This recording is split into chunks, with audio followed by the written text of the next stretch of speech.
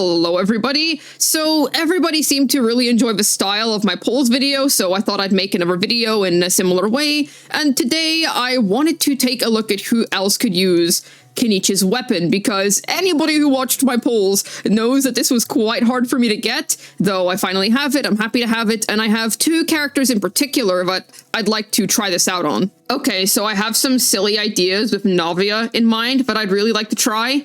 It's got very high base attack, and Navia quite likes that, so I do have a silly team that I'd like to give a shot. I'm not particularly sure about it as of now, but we'll see, we'll see. I also have some silly shenanigans that I'd like to try out with Diluc on this weapon. We'll see how that goes. It's not going to be plunge, so it's going to be cooked, but I still want to try it anyway. Now, unfortunately, the account that I have Mountain King on does not have Dia built, so we're not going to be able to try it on her. Essentially, the way that this weapon works, just so that we're all on the same page for anybody who doesn't know, you can get up to 60% damage bonus for your skill with these Canopy's favor stacks, also for your burst, after someone in your team triggers Burning or Burgeon, or even just after the character themselves uses an elemental skill. It's pretty straightforward. The crit rate is very low, but in turn you get Broken Pine's level of base attack. I'm gonna need you to bear with me here in terms of a team setup. So we're gonna have Navia here with the Fang of the Mountain King. Kachina is gonna be the Geo Applicator and 4-piece Cinder City holder. Shang Ling is here for her large Pyronado, and that's really good because it helps Navia generate more Crystallize, and of course helps Emily with her sub DPS. And then there's Emily, of course, who's gonna sustain Dendro so that we can get more Canopy stacks on the weapon. Okay, so if you're wondering what the builds of these characters are, then let me show you. So here's Navia. She's kind of struggling in the crit rate department, but here we've got Fang of the Mountain King. Here's her talents. She's C0, and I would say this build is not very unrelatable. It's a relatively, like, fine build. Like, here you are. I would say that's a relatively normal build. C0, free to play, achievable, and whatnot. Kachina, she's level 21. I haven't bothered to level her. She's gonna have a Favonius Lance, and she's just on some random crap on Cinder City, just so that I can get the Cinder buff. She should be on Energy Recharge. Let me swap her there. Good that I realized that. Here's her Constellations. She's C4. And then I have not leveled any of her talents. Now Shang Ling, here we are. Her crit rate's a little bit low for my liking. I've got Favonius Lance here. And then here's Artifacts. I'm going to give her my Broken Crit Rate Feather. I love that feather. It is one of my most prized possessions. It fixes every crit ratio ever. And then here is her talents. Then if we take a look at Emily, here's her stats. She's got her weapon. When we look at weapons here, or artifacts, sorry, I do not have a double crit feather, and that makes me mold. I am so tempted to spend one of those craftable artifact potion things on this. Then here are the rest of the pieces. I do need to improve her a little bit, but it's what it is. Then she is C0 and double crowned. So those are the builds. Worry here is that I'm a little worried about the crystal shrapnel generation, but I do think that this team could be competent. Having a look at the enemy lineup here, I think I'm gonna put Navia on the second half here and see how fast it clears. Okay, so we'll put in Navia, then we'll put in Kachina. Hope she doesn't get one-tapped because she's level 21. Then we'll put in Shang Ling, and then Emily. All right, then I just gotta put in someone for first half, and then we're on our way. Okay, now let's see how this clears. I am riddled with curiosity as to what to expect here, because I'm not sure what to expect in particular. All right, I am glad Kachina did not get hit. Did that not crit? That is so annoying. All right. One more to go, one more to go. Come on. Okay. That was solid. I mean, it's performing decently. Well, Navia's good, so what do you expect? Okay. We put in... Can I put in Kachina's? There we go. Very nice. We hit both targets there. Alright, now is this guy. This lad. I am very afraid that Kachina's gonna get very easily one-tapped. That is gonna be annoying. If that, like, consistently keeps happening. Okay, we've avoided the first one-tap. I mean, it helps that we have crystallized shields, to be fair. Alright. Shang Ling's burst is back very frequently. I was expecting that to be significantly worse. I was expecting that to be significantly worse. Okay. Crap. Don't kill me, don't kill me, don't kill me. Alright, good. We all agree that this is like one of the most annoying additions to this abyss. Okay, regardless, it cleared. Regardless, it did clear there.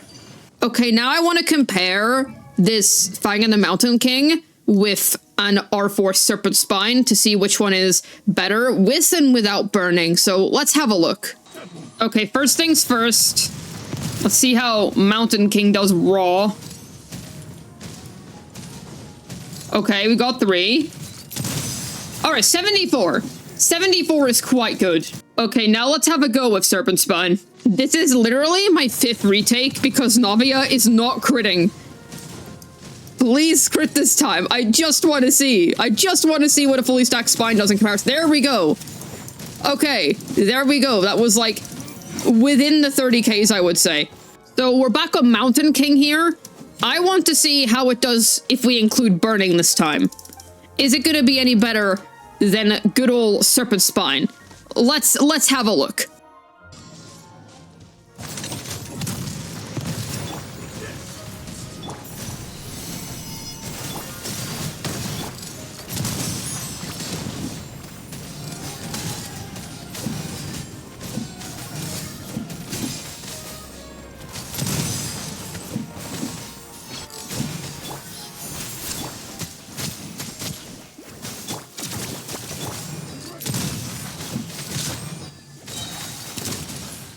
I feel like the case here is that Serpent Spine is just so innately good for Navia that even in a burning scenario, you'd still rather use it. With that being said, this didn't perform badly either. If you were rolling for engulfing and you lost to this, you can still make use of it on your Navia because keep in mind, this Serpent Spine is R4. Would this result be the same on an R1? Definitely not because refinements for Serpent Spine do matter quite a bit for it. Now, with that being said, I do still think that Serpent Spine is a better overall Navia weapon, but it was still fun to experiment with this. I do think it works on her. Okay, now we're moving on to this lad. I really want to see how it works on him. Okay, I'd like to preface this by saying that my Diluc isn't very good, so chances are, if you're a Diluc main, your performance on this weapon is going to be a lot better than mine. He's level 80, here are his stats with Mountain King on. Once again, crit rate is a little low, but it's at least functional. Then we've got Mountain King on him. He's going to be running this two-piece set. I'll quickly walk you through all the artifacts that he's got on here. So that's his build. Here are his talents. He's got sufficient enough levels, and then he is C1. All right, so as for the team I'm looking to put him in, it is worth mentioning that Farina would absolutely be invited to the party here, but my problem is that my Farina is C6. That would not be a relatable showcase whatsoever. So instead I've got my C0 Yalan here. She's got a 4-star weapon, a mediocre build, so you can absolutely use Farina here. She would be better, honestly, but I'm going to use Yalan for the sake of relatability. Now, we have Emily here, of course, so that she can provide Dendro, keep burning up, so that Diluc can gain canopy stacks. Now, the thing is, his skill and burst damage get increased, which is what he's going to be using in this team because there's no Xian Yun here. And then Bennett, of course, just to buff the guy up, and also that buffs up Emily at the same time. So that's kind of the thought process for the team here. Okay, so first things first, here's Yalan. You've already seen the other two, so we'll just jump right into the others. Here's her crit ratio, here's her energy recharge. She's wearing a Fab Warbow. Here's her talents, C0, so I would say that's fairly achievable. Now her artifacts are quite decent. Mostly these two are quite decent. This one is just kind of whatever. Its main value is at its onset, but that was way more impressive back when this wasn't a strongbox. And then there's this. So her build is, I'd say, relatively achievable, level 82 out of 90. Then we have Bennett here. Here's his ER. It's kind of the only stat that matters, but I'll also say that I'm wearing a Favonius sword. I do have better options. I just vastly prefer Favonius because I love the white particles. It's very convenient. He is crowned, and I have him C6. Sorry to whoever that hurts. And then here are his artifacts. His other two pieces don't matter that much. It's mostly his energy recharge that matters here. So yeah, you already know the team's build, so let's hop into this. We're going to be running the lad on first half here because we have Yalan to deal with the Pyro guy, and Diluc's going to deal with the Cryo guy. So I believe that will be fine. I'm not really expecting anything impressive here, mostly because my Diluc is not that good, but we'll see. Also, it's not plunge. That's a problem. The weapon does look cool on him. All right. I'm actually curious about to see this. All right. We know how to put Emily's thing up again. Nice thing with Bennett is that the Bennett's Emily as well. That Bennett's Emily, that benefits Emily as well. Nah, that Bennett's Emily, true. Okay. Pretty much what you would expect. It's not great. It does work. As always, you can just use it as a stat stick, but I really wanted to see the burning specific teams to see if there was any special juice there. Juice mentioned. It seems pretty standard, though.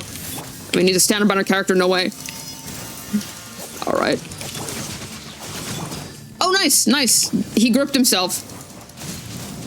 Go.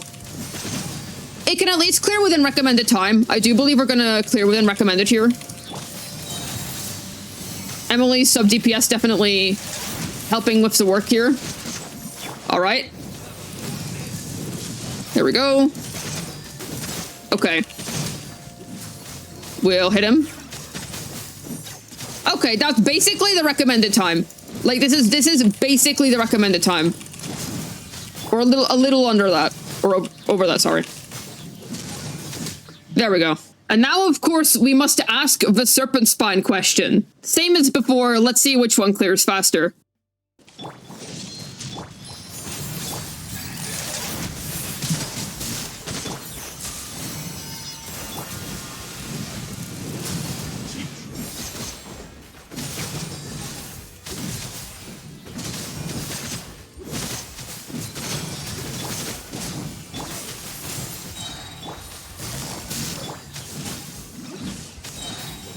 Okay, I will say that was more neck and neck compared to Navia's test with Serpent Spine versus Fang. Like with Navia, it's just, yeah, use Serpent Spine if it's refined, that's it. Whereas with Diluc, it was a bit more neck and neck. So I'd say if you didn't get your Engulfing Lightning and you got this instead, you can justify using it on your Diluc. He was recently free on the standard 5-star selector. The thing is, you could consider running something like this where there is still Farina, there is still Xianyang, but use Baiju, just some kind of Dendro healer instead, so that you can still trigger Burning and get the Canopy stacks, or Burgeon even with Farina around. But I feel like it's just stronger to replace Baiju with Bennett and just run a regular Plunge Vape team, so that's kind of a dilemma here. It's more or less just kind of something you can use for fun, the same way where if you would use this weapon on Dia, it would also pretty much just be for fun. I'd say my final conclusion is that there's no real need to alter the teams of the characters who can potentially use this to suit Burning or Burgeon. Their original teams are just always going to be stronger, such as Diluc with Plunge Vape. I will say with Navia, the team felt good to play, but that's because Navia is already very flexible,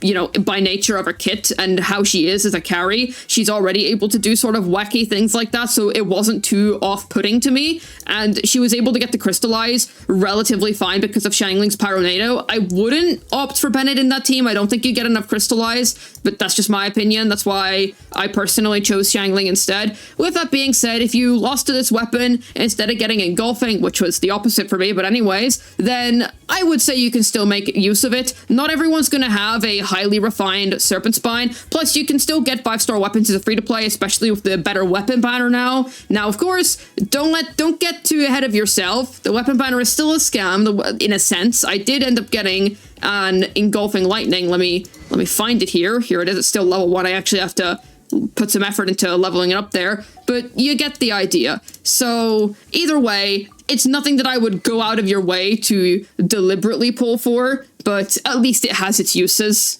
I would say just have your fun with it. Like, obviously, Burning and Burgeon are not going to be the best teams for any Claymore user other than Kinich, but it's just something silly that you can consider doing if you're bored or if you have the weapon or, like, I don't know, have some spare time. So yeah, there you have it. That's pretty much my full opinions on the Claymore. Well, hopefully this video was able to tell you some alternate uses for Kinich's Claymore. This has been Juice, signing out, and his bracelet kind of reminds me of a picnic blanket.